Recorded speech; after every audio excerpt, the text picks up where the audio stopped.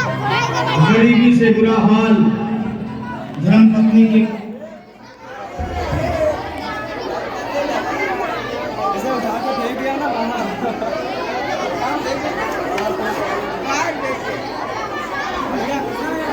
भैया भैया अरे भैया थोड़ा पीछे हो जाओ।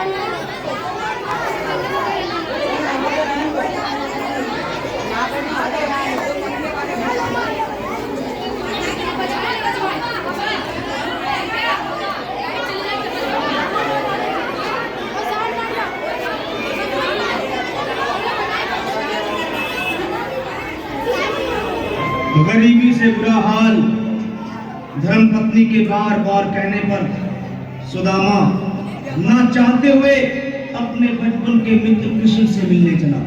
द्वारकाधीश के महलों के अंदर जाने का प्रयास किया तो द्वारपालों ने रोका।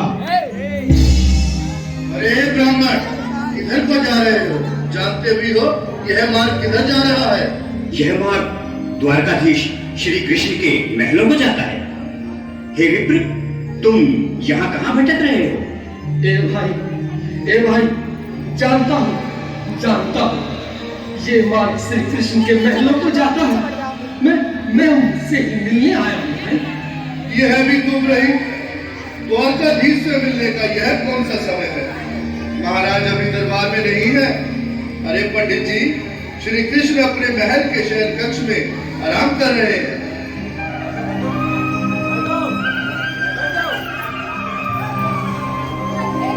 देखो देखो ये गरीबी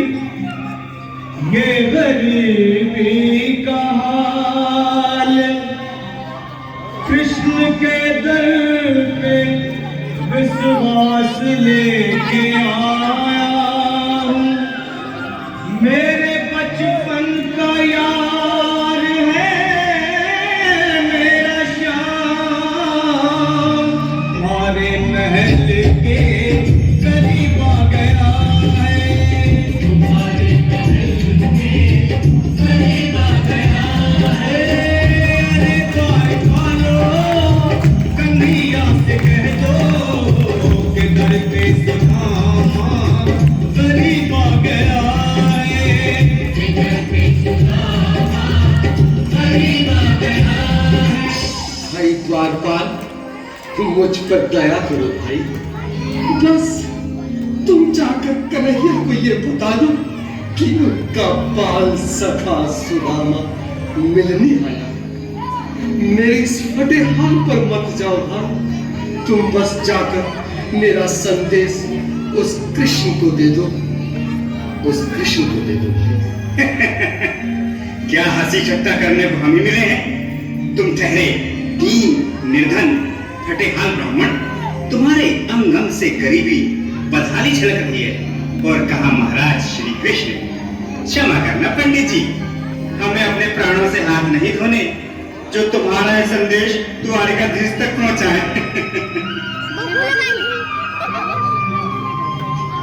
न सर पे है पगड़ी, न तन पे है जामा, बता दो कन्हैया को नाम है सुदामा, बता दो कन्हैया को नाम है सुदामा, बता दो कन्हैया को नाम है सुदामा।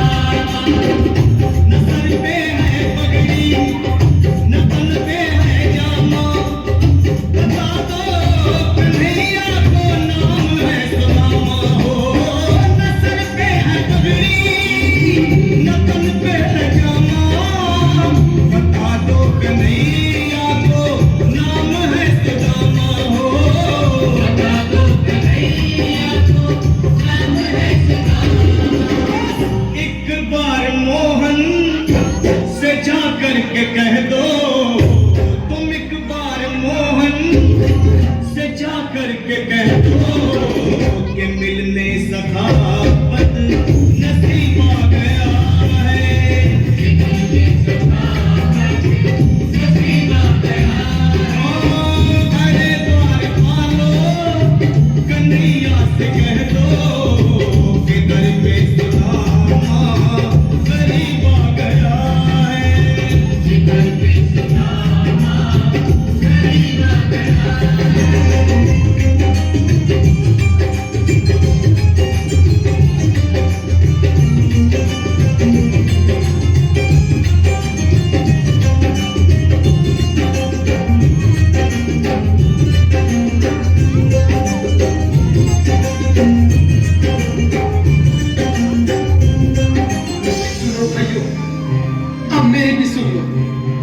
जब तक मेरा संदेश उस द्वारकाधीश तक नहीं पहुंचाती तब तक मैं यहीं बैठा, चाहे मेरे भूख प्यास से प्राण ही क्यों न चले जाए।